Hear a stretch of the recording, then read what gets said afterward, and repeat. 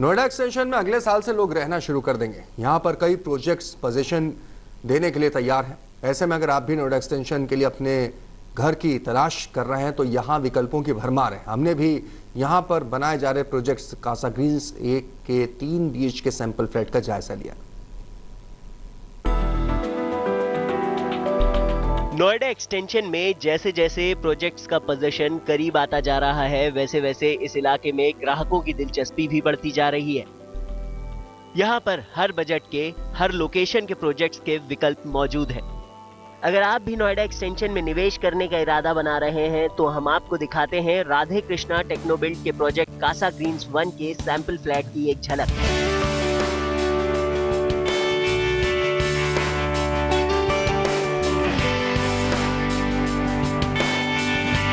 ये है कासा ग्रीन्स 1। सबसे पहले आपको इस प्रोजेक्ट की लोकेशन और खूबियों के बारे में बताते हैं। नोएडा एक्सटेंशन में तीसरे गोल चक्कर के पास ये प्रोजेक्ट बनाया जा रहा है। यहाँ से NH24 महज 5 मिनट और नोएडा सेक्टर 18 15 मिनट की दूरी पर है। मेट्रो का प्रस्तावित स्टेशन यहाँ से केवल 3 मिनट की दूरी पर होगा। ये प्रोजेक्ट 60 मीटर चौड़ी रोड पर बनाया जा रहा है और इसके बराबर में 7.5 एकड़ का थीम पार्क है। प्रोजेक्ट में एक आधुनिक लैंडस्केप गार्डन है और इसमें 80% एरिया ग्रीन होगा। इस प्रोजेक्ट की एक खूबी है कि नोएडा एक्सटेंशन के तमाम प्रोजेक्ट्स की तरह यहाँ पर कोई कमर्शियल नहीं होगा। इसमें केवल रेजिडेंशियल अपार्टमेंट्स बनाए जाएंगे। अब देखते हैं कासा ग्रीन्स 1 का 3 BHK सैंपल फ्लैट।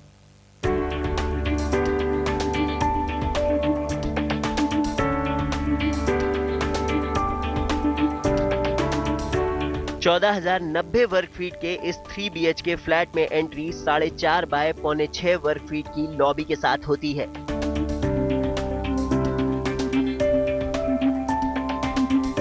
लॉबी के साथ ही बना हुआ है इस घर का पहला बेडरूम। 10 बाय 12 वर्ग फीट का ये बेडरूम घर की एंट्री के साथ ही है, यानी गेस्ट रूम के लिहाज से इसकी लोकेशन एकदम परफेक्ट है। इस रूम में एक अटैच बाथरूम भी है और इसके साथ ही 5 फीट चौड़ी बालकनी भी है। अब देखते हैं इस घर का ड्राइंग कम डाइनिंग रूम। सबसे पहले इस घर का लिविंग रूम देखते हैं। 10 बाय 17.25 वर्ग फीट का इस घर का ड्राइंग रूम एक आलीशान घर में होने का एहसास हर आने जाने वाले को करा देगा। इस रूम के सामने ही 5 फीट चौड़ी बालकनी है। अब देखते हैं ड्राइंग रूम के इस घर का डाइनिंग रूम। 7 बाय 12.25 वर्ग फीट का ये डाइनिंग रूम घर के सब सदस्यों के एक साथ बैठने की सबसे बेहतरीन जगह है। डाइनिंग रूम के ठीक सामने है घर का किचन।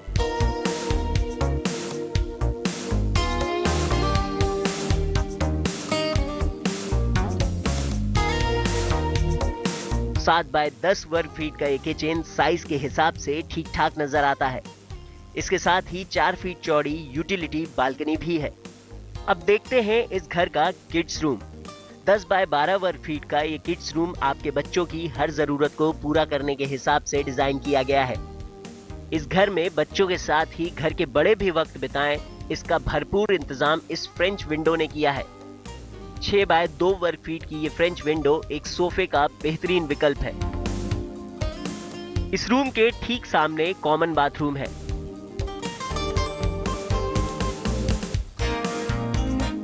यहाँ पर 11 बाय 3.5 वर्ग फीट की लॉबी आपको लेकर जाती है घर के सबसे शानदार और सबसे बड़े कमरे यानी मास्टर बेडरूम में। 10.5 बाय 14.5 वर्ग फीट का ये मास्टर बेडरूम एक आलीशान घर में रहने का एहसास दिलाने का दावा करता है। इस रूम के साथ ही 5 फीट चौड़ी बालकनी भी है। यहाँ पर अटैच बाथरूम भी है। अब आपको इस प्रोजेक्ट की बाकी खूबियों के बारे में बताते हैं।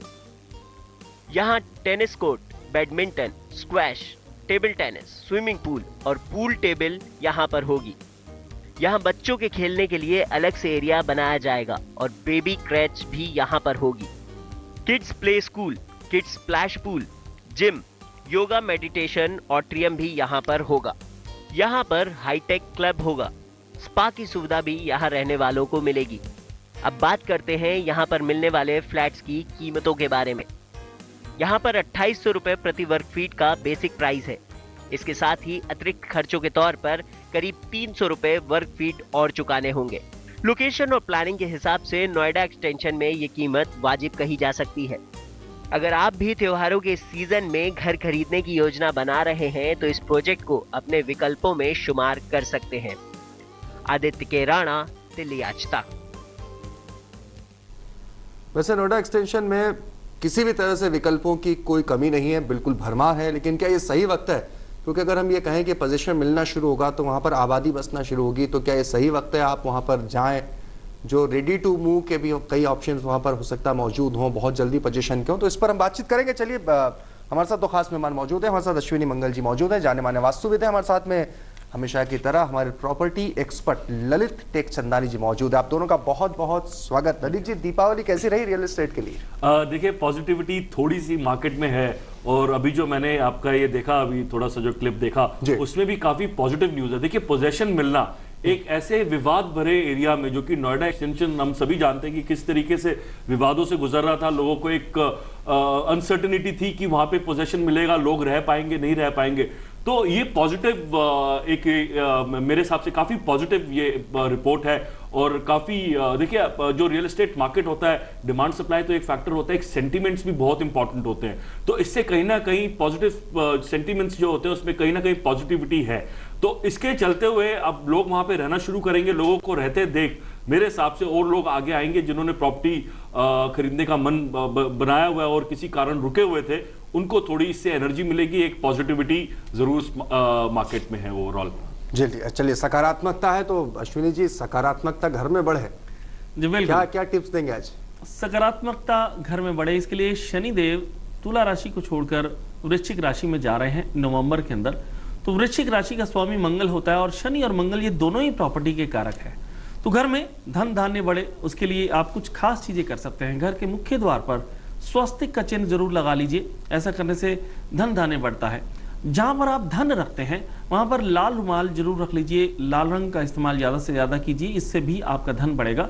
यदि आप रोजगार को ढूंढने के लिए जाते हैं तब भी लाल रुमाल अगर आप अपनी जेब में रखते हैं तो आपके धन की वृद्धि होती है। साथ ही साथ चांदी का ठोस हाथी आप नॉर्थ की तरफ फेस करते हुए रखेंगे तो विशेष लाभ होगा, धन आपके पास बढ़ता चला जाएगा।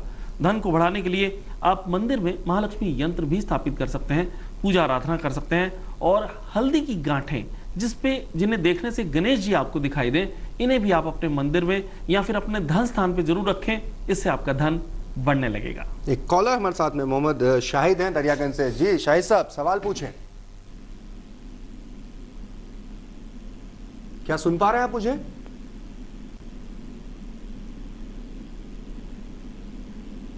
नहीं, लगता है उनसे संपर्क नहीं हो पा रहा है।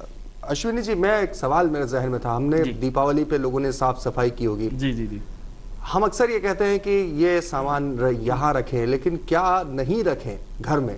जी, इसका जानना बहुत ज़्यादा ज़रूरी होता है, क्योंकि कुछ घर में नेगेटिव चीज़ें होती हैं। यदि इन्हें घर में रखते हैं तो नेगेटिविटी बहुत ज़्यादा बढ़ जाती है। तो जिस तरह से महाभारत की तस्वीर आपको घर में नहीं रखनी है, हिंसक तस्वीर घर में नहीं रखनी है, कोई भी ऐसी घड़ी जो कि बंद हो उसे नहीं रखना है, टूटे हुए शीशे भी घर में ना हो, इस बात का ध्यान जरूर रखें आप। ताजमहल की तस्वीर या फिर ताजमहल की मूर्ति छोटी सी, वो आपको घर में बिल्कुल भी नहीं रखनी, ऐसा करने से नेगेटिविटी उत्पन्न होती है। नटराज की मूर्ति, क्योंकि शिव यदि तांडव कर रहे हैं, उस मूर्ति को भी रखने से घर में नेगेटिविटी आती है, परेशानी होती है। और डूबती हुई नाव, टाइटैनिक या कोई भी तस्वीर, डूबती हुई नाव और कांटों वाली कोई भी तस्वीर आपको घर में नहीं रखनी। जंगली जानवरों की तस्वीर जो कि हिंसात्मक प्रवृत्ति के हो, ऐसी भी चीजें घर में बहुत दिलचस्प। रोकूंगा आपको क्योंकि ये सूची हम जारी रखेंगे, लेकिन एक कॉलर हमारे साथ में जुड़े रमेश हैं रोहिणी से। जी रमेश जी, सवाल पूछिए। रमेश जी, मेरी आवाज आ रही है आप तक? क्या मेरी आवाज आप तक पहुंच रही है?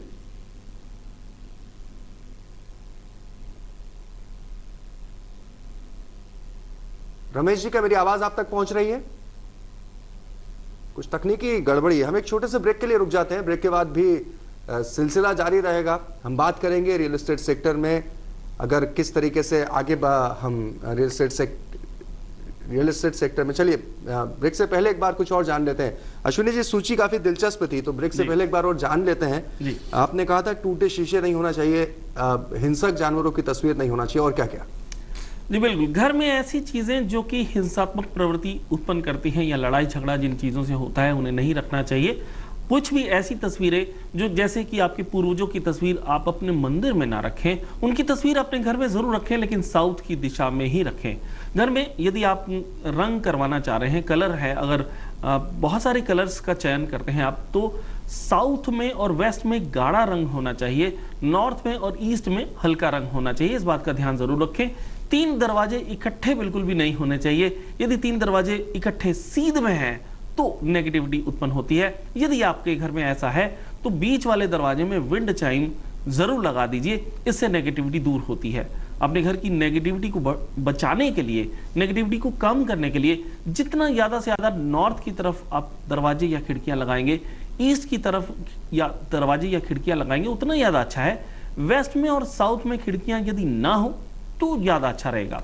इसके अलावा जो मुख्य द्वार है उसका साइज थोड़ा सा बड़ा होना चाहिए, बाकी के द्वार से मुख्य द्वार का साइज बड़ा होना चाहिए। इस बात का ध्यान जरूर रखें।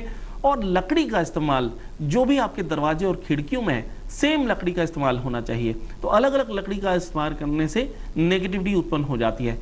और साउथ ईस्ट दिशा में ही आपकी किचन होनी चाहिए, लेकिन किचन में मंदिर नहीं होना चाहिए। इस बात का ध्यान जरूर रखें, क्योंकि मंदिर यदि किचन में होता है तो नेगेटिविटी उत्पन्न होती है। बेडरूम में भी मंदिर नहीं होना चाहिए। मंदिर आपको हमेशा नॉर्थ ईस्ट में ही बनाना है। अगर आप बोरिंग करना चाहते हैं पानी के लिए तो बोरिंग आपकी साउथ वेस्ट दिशा में नहीं होनी चाहिए, नॉर्थ ईस्ट दिशा में ही अगर बोरिंग हो तो ज़्यादा अच्छा रहता है। उसके अलावा कोई भी वाटर बॉडीज आपकी नॉर्थ ईस्ट में हो तो बहुत अच्छी बात है, लेकिन घर में छत में जो पानी की टंकी है वो नॉर्थ ईस्ट में कभी भी नहीं होनी चाहिए। पानी की टंकी हमेशा साउथ वेस्ट में ही होनी चाहिए। चलिए, हमारे साथ एक कॉलर है जतिन इस वक्त। जतिन जी, सवाल पूछिए।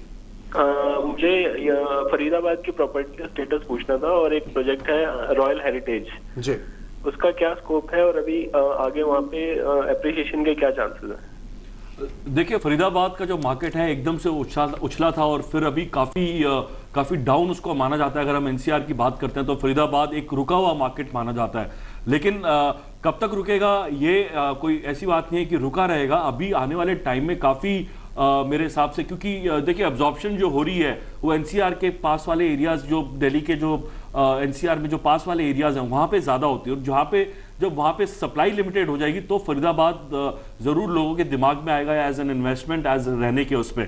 और एक बड़ी महत्वपूर्ण वहां पे जो FNG एक्सप्रेसवे की जो बात चल रही है वो उसके आने से भी फरीदाबाद में काफी उछाल आने की संभावना है। तो ओवरऑल एक ये स्लो मार्केट है, स्टेबल मार्केट है। आप उसको अभी तो बिल्कुल मत सोचिए डिसइन्वेस्ट करने का या कुछ करने का। इनफैक्ट अगर आप इन्वेस्ट करना चाहते हैं तो ये मेरे हिसाब से राइट टाइम है वहां पे इन्वेस्ट करने का। अभी उसको डिसइन्वेस्ट मत कीजिए, कम से कम 2 साल का उसको समय दीजिए प्रॉपर्टी को राइट होने में और अच्छा आपको एप्रिसिएशन देने में। चलिए, बहुत छोटे से ब्रेक के लिए रुकेंगे, फौरन हाजिर होंगे। सवाल जवाब का सिलसिला जारी है, बने रहिए हमारे साथ और देखते रहिए आपकी प्रॉपर्टी।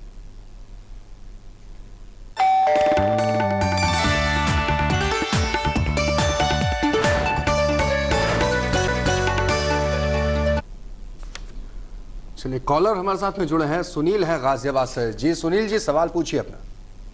हाँ, मैं ललित जी से एक सवाल पूछना चाहता था जी। कि नोएडा एक्सटेंशन में एक बिल्डर है सैम इंडिया जी, तो उनका एक प्रोजेक्ट है पाम ओलंपिया करके, उसका क्या मतलब वो बिल्डर सही है, मतलब टाइम से पोजीशन मिल जाएगा? देखिए, टाइम से पोजीशन मिल जाएगा, हिस्ट्री में तो नहीं हुआ किसी को टाइम पे पोजीशन मिला। तो टाइम पे पोजीशन वाली बात पे मैं बिल्कुल भी कमेंट नहीं करूंगा, लेकिन आपको जरूर इतना बोलूंगा, और आपके साथ और भी बायर्स जो हैं वो अगर लेते हैं, वो उनको ये बोला जाता है कि 3 साल के वक्त में आपको ये प्रॉपर्टी मिलेगी, तो आप उसको ऑटोमेटिकली 4 मान के चलिए, बिकॉज अपने आप खुद को परेशान करने में कोई सही बात नहीं है। तो आप अपने दिमाग में वो प्रिपेयर्ड रहिए कि आपको पोजीशन नहीं मिलेगा। अगर आपको टाइमली पोजीशन मिलता है तो मेरे हिसाब से इससे कोई बड़ी बात नहीं है। दूसरी बात, आप जो बात कर रहे हैं इन्वेस्टमेंट की, मेरे हिसाब से अभी जैसे अब पिछले काफी टाइम से मार्केट बैठा हुआ है, अभी थोड़ी सी मार्केट में एक पॉजिटिविटी आई है। अगर हम बात करेंगे, मैं सिर्फ एक पर्टिकुलर एरिया की बात नहीं करूंगा, एक ओवरऑल की बात करूं जिसमें आपकी भी एरिया कवर हो जाती है। अभी इन्वेस्टमेंट के लिए मेरे हिसाब से ये 2-4 महीने जो है वो काफी अच्छे हैं। उम्मीद है कि बजट के बाद जो 2015 का जो बजट आएगा उसके बाद मार्केट ऊपर की तरफ मूव करना शुरू करेगा। तो जिन लोगों को मकान चाहिए, जो लोग इन्वेस्टमेंट के लिए देख रहे हैं, ये राइट टाइम है इन्वेस्टमेंट करने का। दूसरी बात, आप एक पर्टिकुलर प्रोजेक्ट के लिए पूछ रहे थे, तो मेरी आपसे यही रहेगी कि उनकी एक आप हिस्ट्री ट्रैक कीजिए कि उन डेवलपर्स ने क्या क्या किया है, क्या क्या नहीं किया। और दूसरा, आप अपने एग्रीमेंट्स में जो आपके साथ जो एग्रीमेंट साइन हो रहा है उसमें आप अपनी बात रखवा सकते हैं उनसे, तो बहुत अच्छी बात रहेगी। डिलेस के टाइम पे क्या पेनल्टीज आपको मिली, तो कुछ चीजें ऐसी हैं जो कि काफी क्रिटिकल होती है। एग्रीमेंट को आपको ध्यान से पढ़ना चाहिए सब कुछ, उसके बाद आप उस पर डिसीजन लीजिए। और उसकी जो डेवलपर की आप बात कर रहे हैं उसकी हिस्ट्री ट्रैक करके आप बेशक इन्वेस्ट करें, मेरे हिसाब से अच्छी इन्वेस्टमेंट रहेगी। लेकिन 2-4 महीने के अंदर आपको इन्वेस्ट कर लेना चाहिए।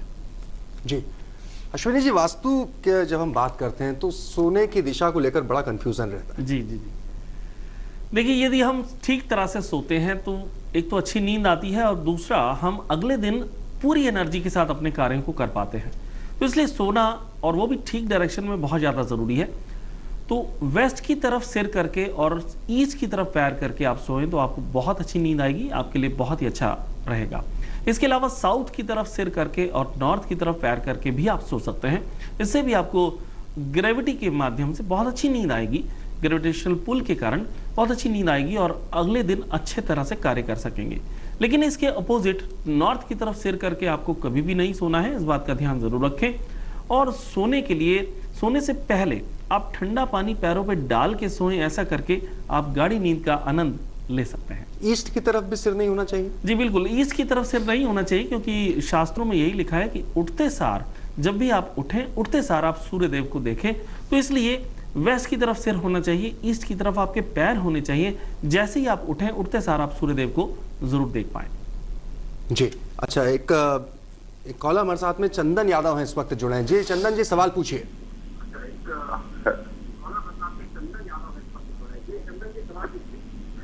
सर, मेरा को ये नोएडा एक्सटेंशन में अभी इन्वेस्ट करना था जी, तो कैसा रहेगा? देखिए, जल्दी कीजिए इन्वेस्ट। अभी हम थोड़ी देर पहले यही चर्चा कर रहे थे कि मार्केट में एक पॉजिटिविटी आई है, तो थोड़े टाइम के लिए अब 4-6 महीने का जो टाइम है ये काफ़ी अच्छा रहेगा इन्वेस्टमेंट के लिए, क्योंकि प्रॉपर्टी देखिए काफ़ी टाइम से डाउन है और इतने टाइम तक डाउन रहना वो संभव नहीं रहता। और प्रॉपर्टी में कुछ ना कुछ चीज़ें ऐसी आती हैं, चाहे वो डेवलपर की तरफ से आए, चाहे सरकार की तरफ से आए, चाहे बायर्स की तरफ से आए, कहीं ना कहीं प्रॉपर्टी मार्केट को किक मिलती है। तो मेरे हिसाब से अगर इन्वेस्टमेंट करनी है, ये राइट टाइम है। और ओवरऑल जो आप एरिया की बात कर रहे हैं, अभी आपने ये भी जो क्लिप चला था वो भी देखा था कि लोगों को पोजेशन मिलना भी शुरू हो गया, उससे भी मार्केट में एक जो प्राइस जो होता है वो थोड़ा सा बढ़ता है।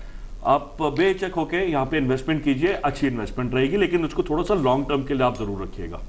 जी अश्विनी जी, आने वाले हफ्ते में गृह प्रवेश के भूमि पूजन के मुहूर्त हैं?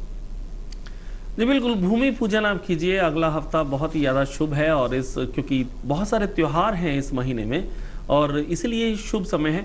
शुभ समय में आप भूमि पूजन कर सकते हैं और इसके लिए सबसे ज़्यादा ज़रूरी है कि नॉर्थ ईस्ट की तरफ फेस करके आप पूजा करें। और शुभ मुहूर्त की यदि हम बात करें तो फ्राइडे सबसे अच्छा दिन माना जाता है, बृहस्पतिवार बहुत अच्छा दिन माना जाता है। ये 2 दिन बहुत ही अच्छे दिन माने जाते हैं। इन दिनों में आप भूमि पूजन कर सकते हैं। जी ललित जी, हम जब बात कर रहे हैं इन्वेस्टमेंट की, आपने कहा कि अच्छा वक्त है, तो उस सूरत में किसी को अगर कुछ 10 साल के लिए इन्वेस्टमेंट पर्पस से नोएडा या ग्रेटर नोएडा क्या अच्छा है? नोएडा एक्सटेंशन या ग्रेटर नोएडा? देखिए, मैं तो इस समय यही एडवाइस करूंगा कि एक सस्ती कॉस्ट में अगर आप इन्वेस्ट करें, चाहे वो नोएडा हो चाहे ग्रेटर नोएडा हो, आपकी जो एंट्री है, एंट्री लेवल आपका ये होना चाहिए कि एक रीजनेबल और एक अच्छे प्राइस पे हो, तभी आपको एप्रिसिएशन आगे वाले मिल जाएगा। अभी हम देख रहे हैं कि दिल्ली में भी, इवन दिल्ली क्या पूरे एरियाज में ही जो 2 करोड़ से प्लस की प्रॉपर्टीज है उनमें कोई खरीद फरोश कुछ भी नहीं हो रहा है, एकदम मार्केट रुका सा हुआ है। तो ये जो एक लो टिकट साइज इन्वेस्टमेंट रहती है, 2 बेडरूम 3 बेडरूम और एक रीजनेबल प्राइस में 3000, 3500, 2500, इस ब्रैकेट में अगर आप इन्वेस्ट करेंगे तो ये आपकी इन्वेस्टमेंट कभी जिंदगी में फेल नहीं हो सकती। और लोकेशन वाइज भी हम बात कर रहे हैं, अगर हम नोएडा एक्सटेंशन की बात करें या ग्रेटर नोएडा की बात करें, तो ये दोनों है तो एक ही जगह। नोएडा एक्सटेंशन तो सिर्फ एक नाम दिया गया है मार्केटिंग पर्पस से, अदरवाइज वो भी ग्रेटर नोएडा ही है। और आपको ये देखना है कि आप एनसीआर में कहीं भी इन्वेस्ट कर रहे हैं, आपकी जो सिटी सेंटर है, सिटी सेंटर दिल्ली में आज की डेट में भी कनॉट प्लेस माना जाता है, तो सिटी सेंटर से ही डिस्टेंस कैलकुलेट होते हैं। तो आपके सिटी सेंटर से अप्रोच कितनी ईजी रहेगी, क्या रहेगी, आसपास क्या इंफ्रास्ट्रक्चर है, ये बहुत इंपॉर्टेंट है आपको डिसीजन लेने के लिए। बहुत छोटे से ब्रेक के लिए रुकेंगे, फौरन हाजिर होंगे। आप बने रहिए हमारे साथ और देखते रहिए आपकी प्रॉपर्टी।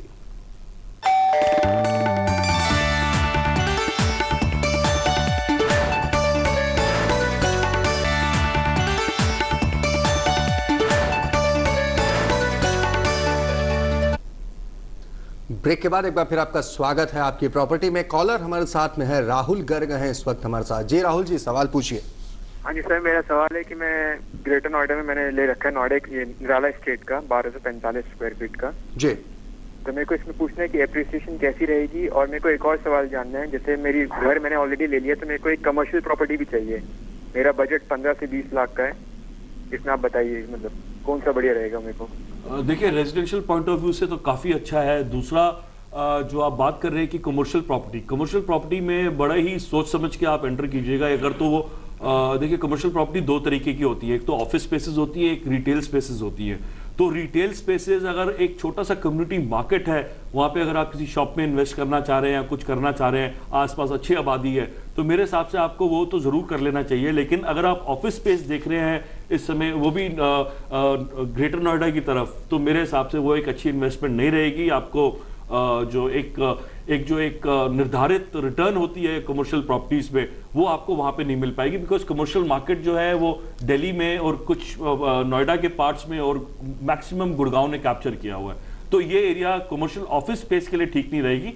बाकी अगर आप रिटेल स्पेस कम्युनिटी मार्केट वाली इन्वेस्टमेंट करना चाहे, वो अच्छी इन्वेस्टमेंट रहेगी, और रेजिडेंशियल के लिए काफी अच्छी इन्वेस्टमेंट रहेगी। कमर्शियल के लिए करना हो तो क्या किस ब्रैकेट में हो पाएगी, क्योंकि इनका 15 लाख है, 15 लाख में लगता नहीं कोई कमर्शियल इन्वेस्टमेंट अच्छा हो सकता है। देखिए इसीलिए मैंने इनको यही कहा, जो शॉप्स मिलती हैं कम्युनिटी वाली, जो शॉप्स मिलती हैं, वो एक ऑप्शन आप दे सकते हैं। हालांकि वो जो आपका बजट है वो काफी टाइट बजट है, उसमें आपको कहीं ना कहीं दुकान के साइज में या दुकान के फ्लोर्स भी आप जरूर ध्यान रखिएगा कि रिटेल स्पेस में ground, first, third, second floor की तरफ मत जाइएगा, तो वो देख लीजिए आप। बहुत बहुत शुक्रिया अश्विनी जी, ललित जी, आप दोनों का बहुत बहुत शुक्रिया शो में आने के लिए। तो आपकी प्रॉपर्टी में आज के लिए इतना ही, लेकिन खबरों का सफर जारी है। आप बने रहिए हमारे साथ और देखते रहिए दिल्ली आज तक।